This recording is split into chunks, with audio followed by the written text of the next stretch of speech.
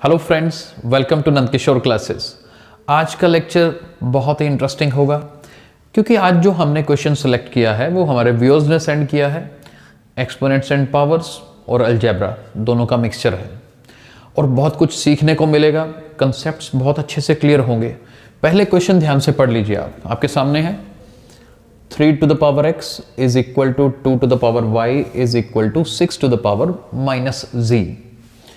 ये इक्वल है तो बताइए 1/x plus 1/y plus 1/z की वैल्यू क्या होगी। अगर आपको पता है तो आप कमेंट सेक्शन में इसका आंसर लिख के भेज सकते हैं और इस वीडियो को एंड तक देखिए क्योंकि हर तरह के कंसेप्ट क्लैरिफाई होंगे।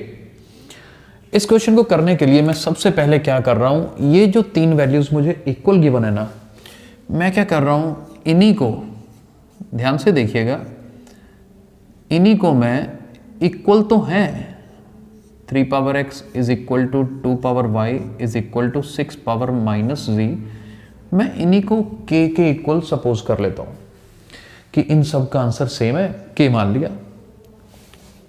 सबको मैं अलग अलग लिखता हूं एक बार, जैसे कि 3 power x भी k के इक्वल है, 2 power y भी k के इक्वल है, 6 power minus z भी k के इक्वल है। तो इस पावर को, जैसे कि ये मैंने 6 पावर माइनस जी के इक्वल लिखा, तो मैं इसको ये भी लिख सकता हूँ ना, अगर आप ध्यान से देखें तो 1/6 power g is equal to k. क्योंकि पावर नेगेटिव है ना, उसको पॉजिटिव बनाने के लिए इस पूरी वैल्यू को उठा के डिनोमिनेटर में ले जाओ। सबसे पहला तो आपको ये नजर आ रहा है कि हमें ये करना है। अब ऐसा क्यों किया, कोई ना कोई वजह तो होगी। ऐसा किया क्यों, ऐसा क्यों किया, मैं यहाँ पर जैसे हम दोनों तरफ स्क्वायर रूट लेते हैं ना, taking square root on both sides, taking cube root on both sides. अब वैसे यहां पर क्या है, यहां पर पावर x है तो xth root on both sides. xth root मतलब इसको ऐसे भी लिख सकते हैं, जैसे मैंने दोनों तरफ क्या किया, इसकी पावर भी 1/x ले ली, तो राइट साइड में जो k है इसकी पावर भी 1/x ले ली। अगर आप दोनों तरफ सेम काम करते हो तो कोई दिक्कत नहीं है, बैलेंस रहता है। तो लेफ्ट साइड में भी पावर 1/x, राइट साइड में भी पावर 1/x। ऐसा करने का बेनिफिट क्या हुआ, ये x और x कट गया तो मेरे पास क्या बचता है जी, 3 की वैल्यू k पावर 1/x आ गई, यानी कि 3 की वैल्यू निकाल ली। आगे वाले में देखिए सेम काम इधर करिए। यहां क्योंकि पावर y है तो मैं क्या करूंगा, पावर 1/y कर दीजिए। ठीक है जी, y से y कट जाएगा तो 2 की वैल्यू निकल गई, कितनी, k पावर 1/y। और यहां पर सोचने वाला, ध्यान से देखना जी, ये 6 पावर माइनस z है। मैं चाहूं तो ये मैंने लिखा था, ये मैंने बताने के लिए लिखा था कि ऐसा होता है, ऐसा कर सकते हैं। अगर हम चाहें तो दोनों तरफ पावर 1/z कर सकते हैं अकॉर्डिंग टू दिस। ऊपर वाले के हिसाब से करोगे तो फिर पावर -1/z करना पड़ेगा, तो बेटर है हम इसके हिसाब से चलते हैं। इसीलिए हमने लिखा था कि क्या करें, 1/6 पावर z है ना, इसकी पावर भी 1/z, राइट साइड में k की पावर भी एक बार 1/z कर लेते हैं। आई होप कोई प्रॉब्लम नहीं होगी। अब 1 की पावर तो जो मर्जी हो वो तो 1 ही रहता है, एक ही बात है, कोई फर्क नहीं है। नीचे 6 पावर z है, इसकी पावर 1/z करोगे तो z से z कट जाएगा, तो ये बनेगा 6। तो 1/6 की पावर किसके इक्वल आई, k पावर 1/z के। आई होप यहां तक सब समझ आ गया होगा।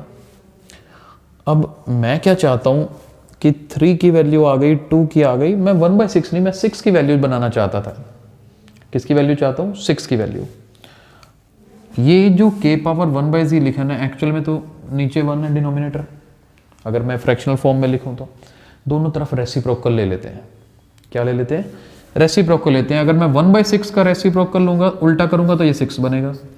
हाँ, इसका रेसिप्रोकल लूंगा तो ये क्या बनेगा, 1/k पावर 1/z, वो नीचे आ जाएगा।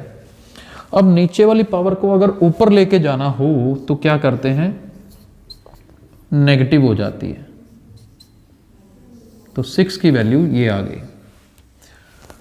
मैं चाहता तो यहां पे भी कर सकता था, लेकिन ये माइनस साइन के कंसेप्ट्स क्लियर करना जरूरी था कि ऊपर जो पॉजिटिव पावर है वो डिनोमिनेटर में जाके नेगेटिव हो जाती है। और भी बहुत जगह पे ऐसे कंसेप्ट्स यूज़ हो जाते हैं इसलिए। नहीं तो यहाँ पर भी आप कर सकते थे taking power -1/z on both sides, तो एक स्टेप में आप यहाँ पहुँच जाते। खैर मेरे पास 3 की वैल्यू आ गई, 2 की वैल्यू आ गई, 6 की आ गई। ये मैंने क्यों निकाली, क्या वजह है? बड़े ध्यान से देखना, बहुत सिंपल रहेगा। अब आप देखिए कि जी 3 × 2 किसके इक्वल होता है? हम कहेंगे जी 3 × 2 तो 6 होता है, बिल्कुल सामने रखा हुआ। 3 की जगह पर ये लिख लेते हैं कि हम कहेंगे जी देखो 3 तो इसके इक्वल है ना k पावर 1/x के, चलो लिख लिया। 2 किसके इक्वल है? k पावर 1/y के। और 6 किसके इक्वल है? ये निकाला ना k पावर -1/z के। सारा कुछ हो गया जी k की टर्म्स में। अब क्या करेंगे, दोनों प्रोडक्ट है ना, बेस सेम है, पावर z हो जाएंगी, तो यहां बनेगा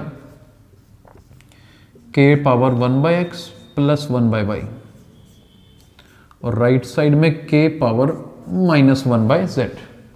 अब आप इसको ध्यान से देखिए, दोनों तरफ बेस सेम है, यहां भी बेस k है, यहां भी बेस k है, बीच में इक्वल का साइन भी है।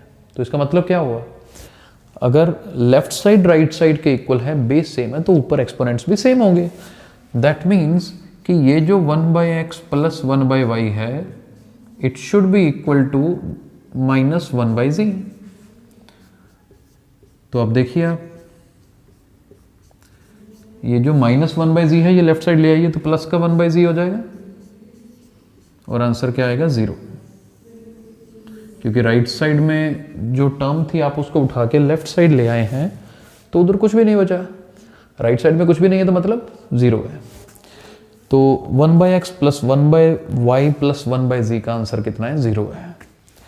तो ये स्टेप्स हैं, एक बार दोबारा पूरा क्वेश्चन देख लीजिए।